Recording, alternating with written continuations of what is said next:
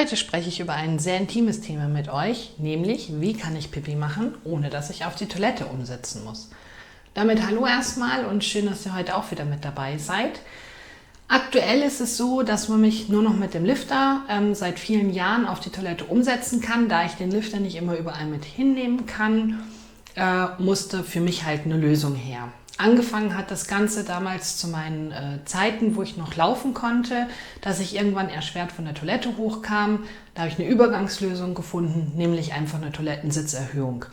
Dann kam aber das nächste Problem auf mich zu. Ich habe meine Hosen nicht mehr gescheit hochgezogen bekommen. Ich konnte die Hosen nicht mehr gut zumachen.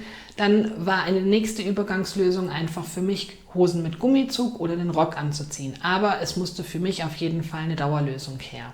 Da ich aus dem medizinischen Bereich komme, wusste ich, es gibt Möglichkeiten mit Kathetern. Also habe ich mich noch ein bisschen informiert, habe das eine oder andere ausprobiert. Einmal Kathetern oder auch Urinflaschen für Frauen, die es gibt.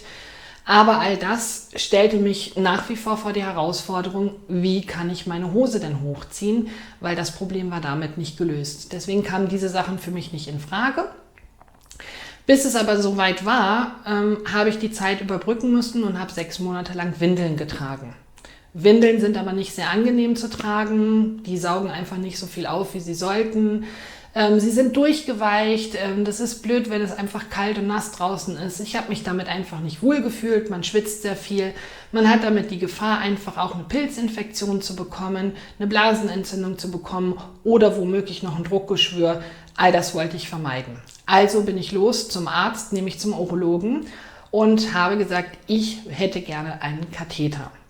Ein Katheter über die Harnröhre kam für mich aber nicht in Frage, weil ich sitze überwiegend im Rollstuhl. Das gibt Druckstellen in der Harnröhre. Es ist einfach unangenehm, wenn man seine Periode hat, das ganze System sauber zu halten. Und es ist natürlich super unangenehm, wenn man einen Partner hat und Sex haben will, einen Katheter zu haben, der durch die Harnröhre geht. Also war für mich klar, es muss eine andere Lösung her.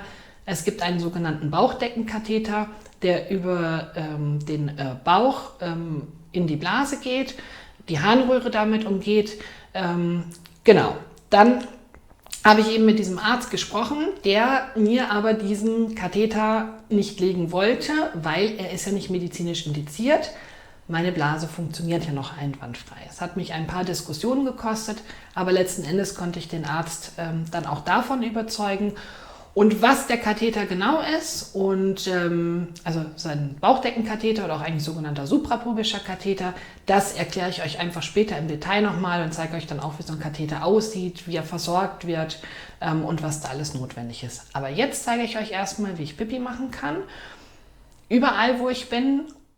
So, ich habe so einen kleinen Pipi-Becher, den klemmen wir mir einfach immer zwischen die Beine, T-Shirt hoch, Katheter aus der Hose raus. Ventil wird geöffnet. Man muss immer ein bisschen darauf achten, dass das Ventil nicht irgendwann im Pipi hängt. So, dann wird das Ventil wieder geschlossen. Das Ganze ordentlich abgeschüttelt.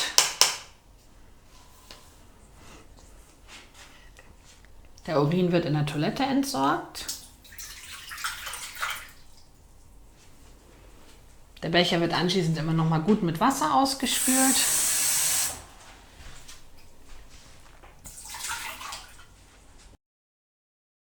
Dann wird der Katheter wieder in die Hose gelegt.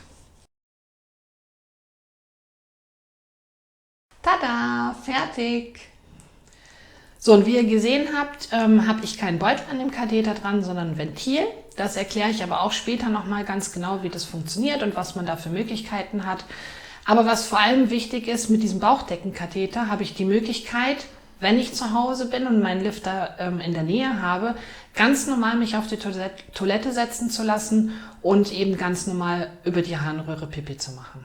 So, und falls euch das Thema interessiert oder es für euch vielleicht auch eine Lösung sein könnte, dann seid gespannt auf das nächste Video. Da erkläre ich dann nochmal genau, was ist ein suprapubischer Katheter, wie wird es gelegt, alles Wichtige dazu, wie wird ein Verbandswechsel gemacht. Tschüss!